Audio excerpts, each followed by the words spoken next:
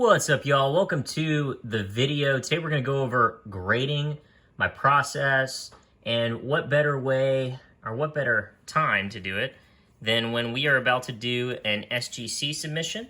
So here are the cards that I'm doing an SGC submission on, and I'll walk you through my thought process for those, but I wanted to kind of level set here on what grading is, what they look for, and who the big players are. So if you've watched one of my previous videos, it's a little outdated as far as pricing goes, but there are four main players in the space.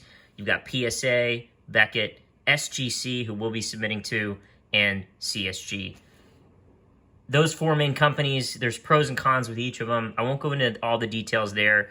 PSA is probably going to have your most value. You get subgrades with these guys. Turnaround time is really good here, and the price is pretty good with CSG. Regardless of who you go with, depending on your own situation, I don't think there's a right or wrong answer. It really just depends on your preference and what you're trying to get out of it. There are four main things that graders look at. They look at edges, they look at corners, they look at the surface, and they look at the centering. And so we're going to be talking about all four of those things, what they are, and why they're important, and how I look for them, what my process is. So let's talk about, I think the easiest ones to talk about are going to be the corners and the edges, just because you can look at cards and you can really tell. I really recommend getting like a magnifying glass and looking at cards up close, but take a look at these two cards here, all right? Blues are notorious. These was a blue parallel from last year.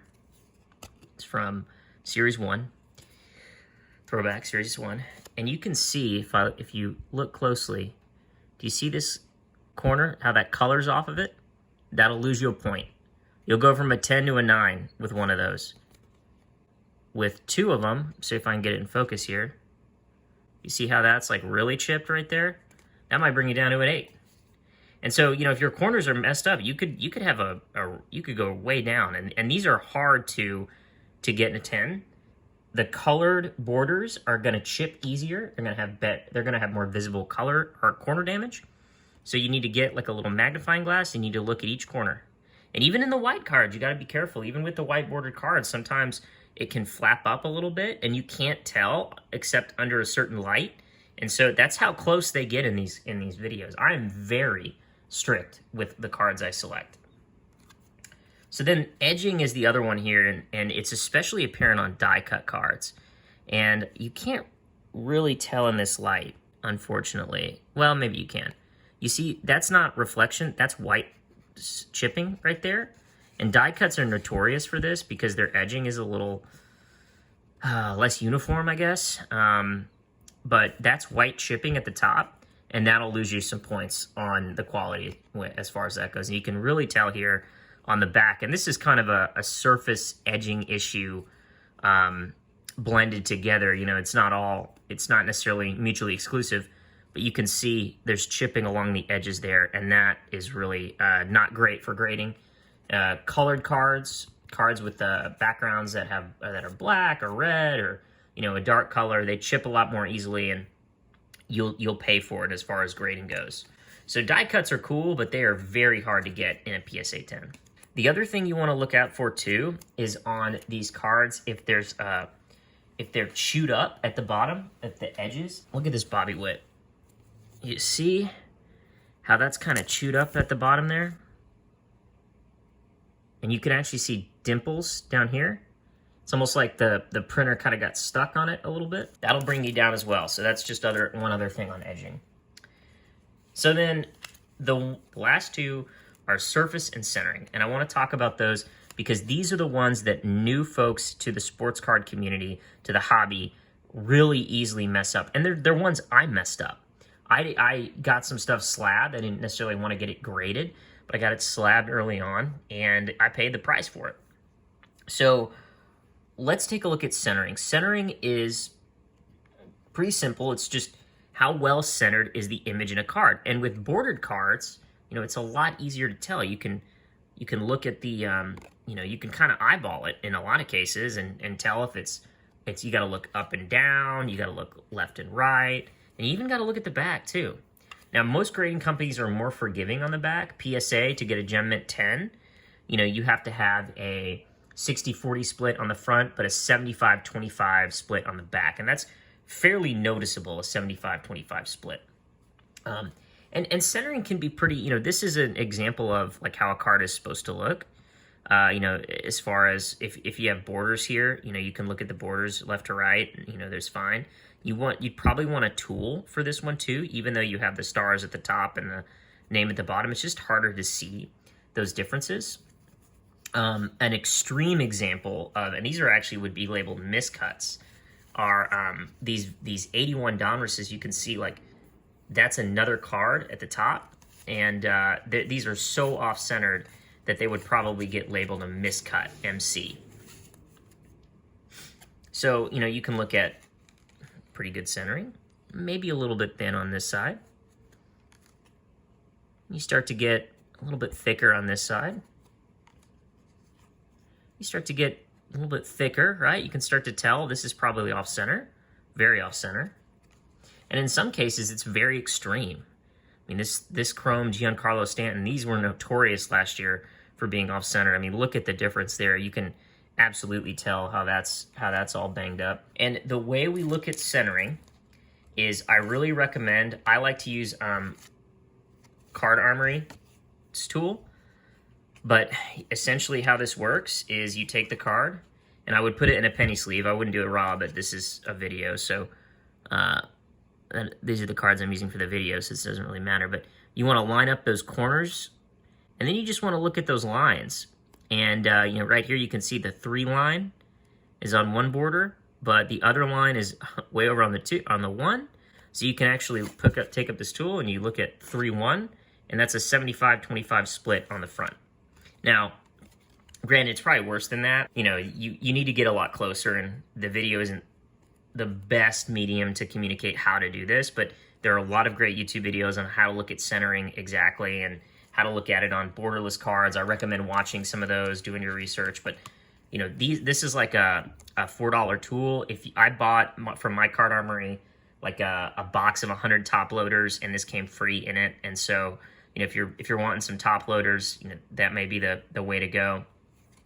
I can link that purchase in the show notes here in the description if you wanted to get on Amazon and get some of those. But that's centering for all intents and purposes. And then you have surface, and surface is the last one. And this is an extreme example, but this is Topps Chrome Update, notorious for surface issues. And you can see a pretty big print defect on this card. You know, that's a scratch right across the center, right across his belly, just absolutely destroying the card. This card would in no way, shape, or form get a 10. The thing that makes surface really, really hard is you have to take the light. You see how this light is hitting the card? And you have to look at this very closely under different lighting at different angles to look for something called print lines. And print lines are probably not going to show up. Actually, they kind of shown up here on the video. Do you see how this faint? They're very straight lines. The reason they call it print lines is because when they print the card, the ink like drags, or the printer drags across the card and creates these streaks, like these very straight scratches. Do you see this? It's just barely apparent. There you go. Maybe I'm getting that reflection. They're pretty noticeable on this one, and they're going like, oops, they're going like right through the Y here, all the way down the card. You have to angle your cards and get that lighting just right to show those. Those will kill your grading. You can get away with, apparently, I'm very strict. If I have any print lines, really, I won't submit it. I may take a gamble on higher end cards, but I don't like to submit anything with print lines. PSA's description does say, hey, if it's minor, PSA's description of PSA 10, sorry, if it's minor and doesn't distract from the overall look and feel of the card, then it's okay. But I play it safe because it's just a really easy way, easy to miss, easy way to get your card graded, downgraded a little bit. Okay, so here's the SGC submission. And what I did for these is I took these cards and I looked at them under the light. I looked at the corners very closely. I got a centering tool out and made sure that the centering was almost perfect. You know, they say 60-40 split. I like to do more of like a 55-45, and I'm only doing top rookies, numbered autos. So this is a numbered auto. Top rookie insert. So I'm going to do this one. Gunner, he's probably in the number 1, if not number 2 guy. Got an Adley. We're going to do him. A Nolan Gorman. Another Riley Green. This one's a risky one because you can kind of look at the top here. This looks a little fatter. So I don't know if I'm going to do this one, but I did look at the centering and the numbers play out for a potential at a 10, but you know, who knows? For a $9, it's, you know, you can roll the dice on that. Definitely rookie parallels of one of the big rookies. You know, you definitely want to do those. This is for the PC, so I'm going to do this guy for the PC. Another rookie. You know, we can probably get away with just one Riley Green there. Another rookie. Brett Beatty. And then for the last one, this gold mirror image variation for the St. Louis Cardinals. So that's what we're gonna do. I'm hoping all these come back in 10s. That's what I'm shooting for. I may lose a couple of these rookies. I don't know. So look, I hope this was educational for you. I hope you learned something. Again, magnifying glasses are your friend. Look at the corners, look at the edging, look at the centering, hold it in different lights, look for divots, especially on chrome cards for scratches, print lines. Print lines are less of a thing on paper, but divots are big on paper, so make sure you do that. And if you like this video, if it was helpful to you, I'm not going to guarantee you PSA 10s. Nobody can guarantee you that. If they're guaranteeing you that, they're lying, because at the end of the day, you still have humans grading these, and humans can make mistakes. Keep that in mind, but this will arm you with enough info to hopefully make you a little bit more effective in your grading, and maybe make you some money too if you want to flip some cards, or at the very least, protect cards in your PC. All right, we're back. Look what came.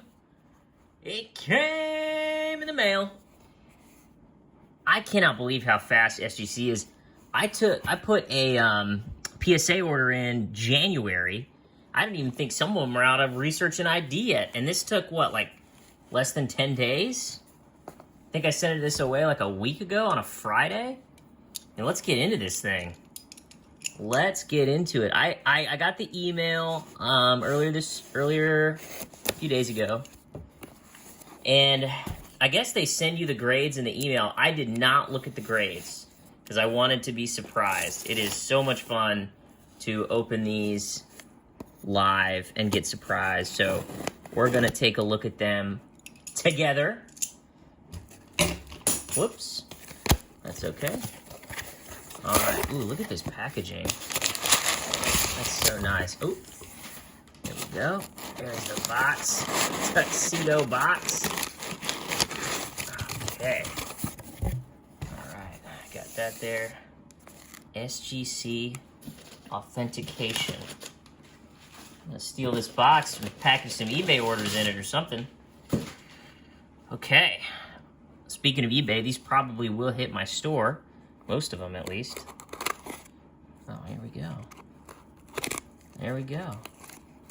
All right, so you saw in the first part of the video, we talked about grading, what we look for, took advantage of the SGC special. So I sent these in. I think they're all going to be very high grades. You know, you're probably not going to get a perfect thing, but I'll be embarrassed if there's anything below a 9 in here. I'm going to be embarrassed. I decided to leave out 2 of them.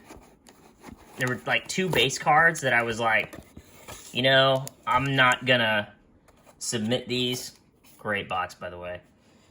I'm not gonna submit these. I don't think they're as good as I thought they were after taking a second look. So I think it was 2 like base paper rookies. So nothing crazy, just, you know, there are 10 cards here. 10 SGC cards. I'm going to read that in a second. And they should all be super high grades. Okay. All right, here we go. Let's do this. Okay, right. First to start, we've got Michael Harris, 9.5. Okay. All right, 9.5 Michael Harris. That's like, that's not perfect, but we'll take it. So we'll put the 9.5s there. Okay, so the next one's in the auto. I actually don't think this, okay, I take it back. I think this one is gonna get like a 9, maybe even lower because of a ding on a corner, but it's an auto and I wanted to get it graded, and it's also numbered to 25. So let's see what that is.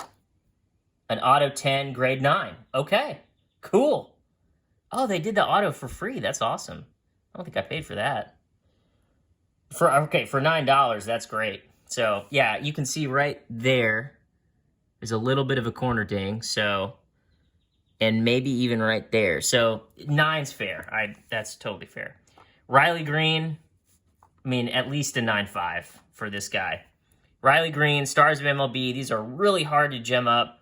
We'll see what we got here. A 10. So nice. Okay. Yeah, baby. A 10. That is awesome.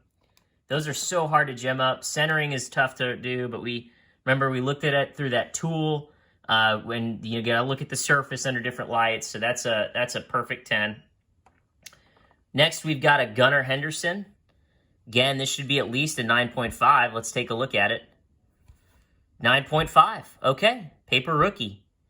9.5. Not bad, not bad. Mint plus. Okay. And we've got an Adley Rutschman.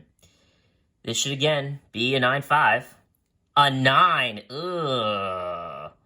I don't know what was wrong with this one, but that's rough. That's disappointing. Okay, we got a 1987. Let's see. I think I sent in... Let me make sure here. I don't want to do... Okay, yeah. All right, good.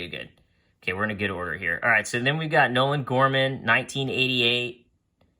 Again, I mean, anything... A 10! Beautiful. That's great. Okay. Oh. These SGC slabs are fairly large compared to some of the other slabs.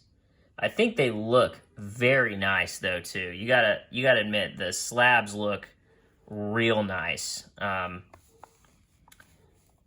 Black with the white cards kind of really accentuates the card. Looks nice. Okay, all right. Okay, so then we have a Nolan Gorman. I'm gonna do this real quick because I don't want to show you the grade because I don't know if this is the foil or not. Okay, this is the foil. We're gonna do this Nolan Gorman first because this is the paper one. We're gonna take a look at this. 9.5. Okay, so these paper rookies have been coming in 9.5s. Interesting. The inserts are the ones that are perfect 10s.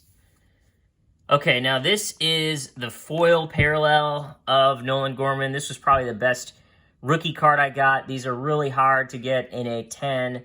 Let's take a look, and it's a 9.5. I'll take that. I will take that. 9.5 on the foil parallel. For $9, worth it.